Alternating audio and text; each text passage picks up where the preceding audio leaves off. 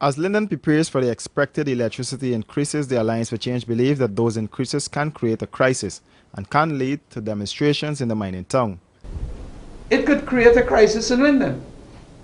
It could create demonstrations in Linden. It could create violence in the streets.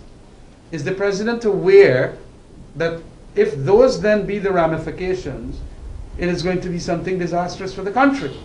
The APNU is preparing to table a motion in the National Assembly on the electricity rates increases in Linden, but with President Donald Ramatar saying that he will not sign into law any bill brought to the National Assembly by the opposition without the input from the executive, the AFC chairman believes that the government wants to take the parliament to the edge to regain political support. We were placed there by the majority of the people in this country at the 2011 election.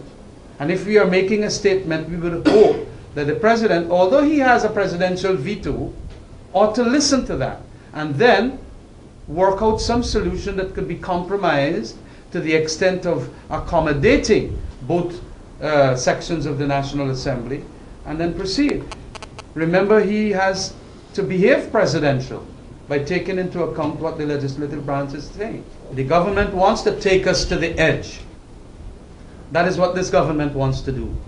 Because whenever we are taken to the edge, the PPP gets what is called a turn in their favor because of the racial voting patterns.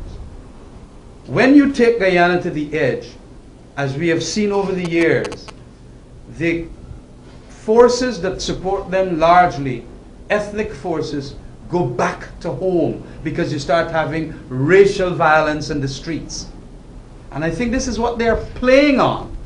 Londoners are already rejecting the July 1st increases and vow to take action to have the government reconsider its position. Linden has been plagued by a large scale of unemployment for decades, ever since the decline of the bauxite industry. Reporting for Capital News, Royce and Drakes.